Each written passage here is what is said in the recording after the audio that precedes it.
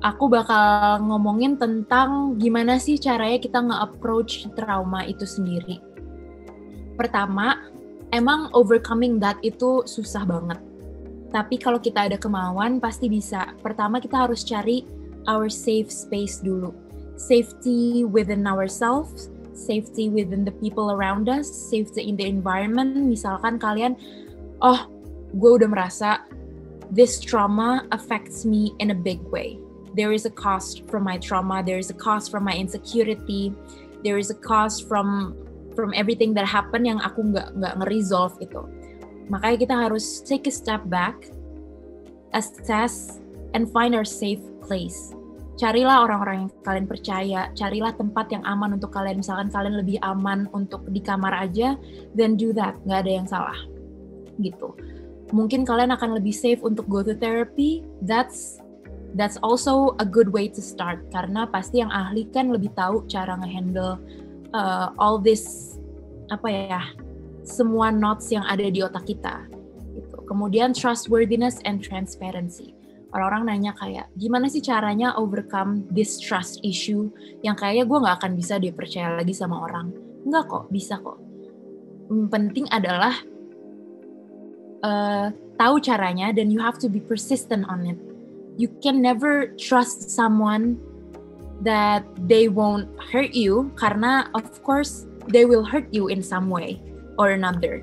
Tapi you can only trust that even if they do hurt you, you know you can handle it karena you've experienced worse or you've learned from your past gitu.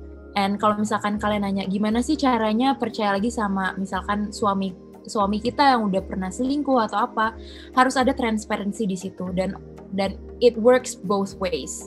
Gak bisa cuman kita doang yang mau percaya tapi orang itu juga nggak berusaha untuk memenangkan kepercayaan kita gitu.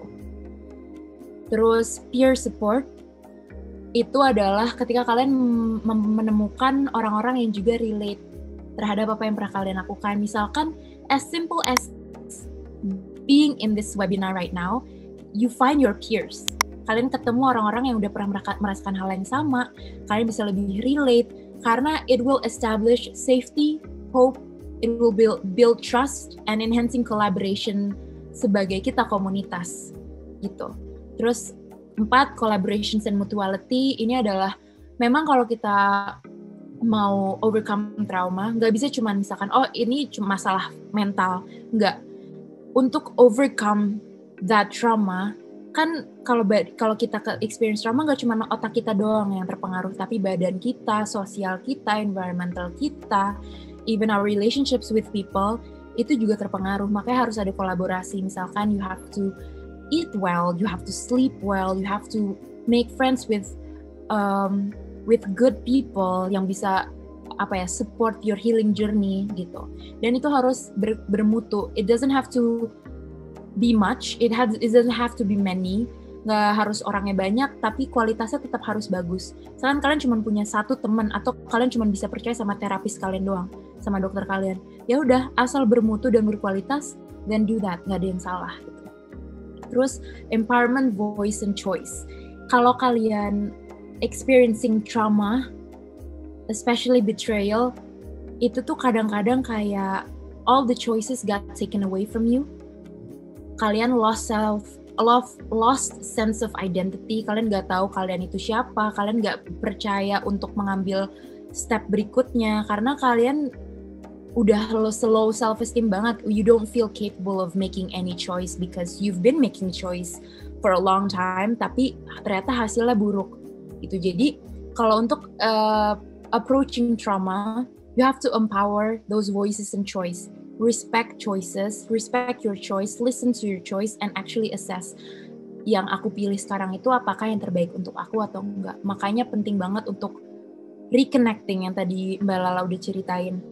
Reconnecting, talking to yourself, nanyain how are you, not just to other people, tapi juga tanya ke diri kita sendiri, how am I today? How am I feeling today? Apa sesimpel kayak aku pesen kopi nih, aku suka nggak ya kopi ini? Aku dibikinin wedang jahe nih sama mamaku, aku suka nggak ya? What does this make me feel gitu? Karena it will regain our sense of thoughts and identity and values of our feelings gitu. Dan juga terakhir cultural, historical, and gender issues. Every trauma itu pasti banyak banget sisinya, banyak banget aspek yang terpengaruh.